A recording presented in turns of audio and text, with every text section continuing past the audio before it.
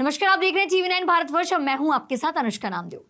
आज हम बात करेंगे एक ऐसे सवाल की जो हम सभी के मन में उठता है कि आखिर आतंकवादी बार बार जम्मू कश्मीर को ही क्यों निशाना बनाते हैं, खासकर जम्मू को।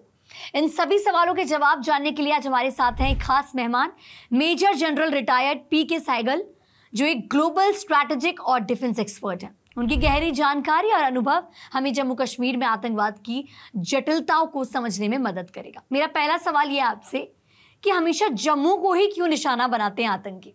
जम्मू एरिया ऐसा इलाका है जहाँ पे बड़ी आसानी से इन्फिल्ट्रेशन हो सकता है। वहाँ कुछ खास नदी नाले हैं, सरकंडे हैं और बड़ी इजी हाइडिंग प्लेसेस हैं। फिर वहाँ से नेशनल हाईवे और रोड एंड रेलवे कम्युनिकेशन जो आगे वैली को जाता है वहीं से पास होता है। तो बड़ी विदिन 1 किलोमीटर बॉर्डर से 1 या 2 किलोमीटर की दूरी पर है ये रोड एंड रेलवे कम्युनिकेशन। इसके माध्यम से they can enter the valley, reach anywhere.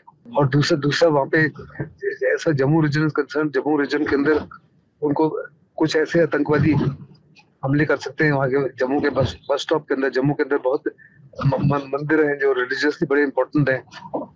वहाँ लोग आते हैं, उनको बड़ी आसानी से दहशतगर्द का निशाना बनाया जा सकता है।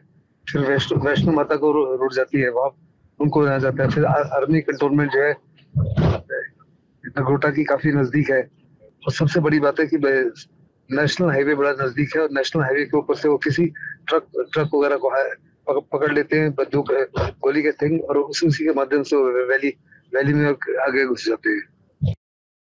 अक्सर इसी माफी की कार्रवाई करते हैं। फिर उसी से जम्मू के इलाके से आपका पठानकोट एयरबेस बड़ा नजदीक है। पठानकोट की तरफ जा सकते हैं। जब पठानकोट की तरफ से उन्होंने टारगेट किया है तो यही जम्मू का ही रास्ता आता है। आप देखो जम्मू, सांबा, नगरोटा ये इलाके से काफी ज्यादा घुसपैठ होती है।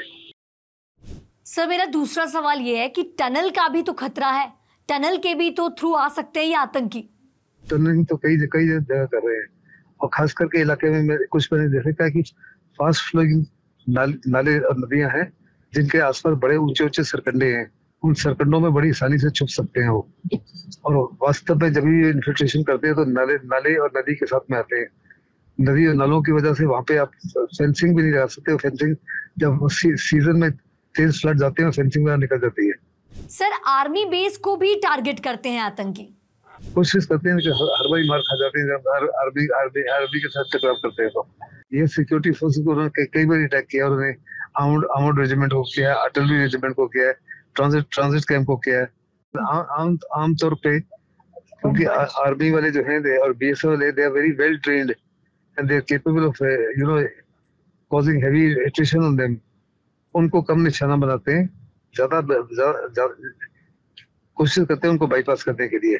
सर, रेलवे स्टेशन को भी टारगेट करते हैं। जब अमरनाथ यात्रा चलती है तो रेलवे स्टेशन उनके लिए एक हॉट स्पॉट है, राइट?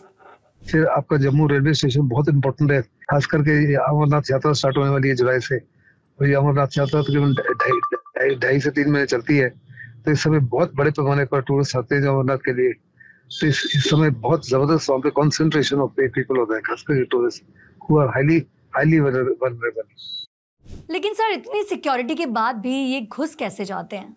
बेटे, जो आतंकवादी होते हैं ना, हाफ द टाइम वो आप जैसे और मेरे जैसे लगते हैं। सिविल कपड़े पहने होते हैं और नीचे बंदूक छिपाई होती है और इजीली घुल मिल जाते हैं। आपको पता नहीं लगता जब तक वो एकदम से फायर नहीं करते। अच्छा। आपको उसकी शक्ल से थोड़ा कह सकते हो ये आतंकी है। सर, एक और सवाल, जैसे कश्मीर से ज्यादा जम्मू को टारगेट करते हैं, कश्मीर उनके लिए क्या खतरा है कोई? देखो, इधर route for infiltration is far easier. Jammu जो कश्मीर की तरफ है वहाँ ऊंची नीची पहाड़ियां हैं, घने जंगल हैं और वहाँ पे फोर्सेस की बहुत बड़ी कंसंट्रेशन है। वहाँ बहुत जबरदस्त सिक्योरिटी ग्रिड है। यहाँ उनको लगता है कि सिक्योरिटी ग्रिड कमजोर हो चुका है। यहाँ पे बहुत बड़ी यूनिफॉर्म फोर्स होती थी RNR की। बहुत बहुत शुक्रिया सर हमारे साथ जुड़ने के लिए और तमाम जानकारी देने के लिए।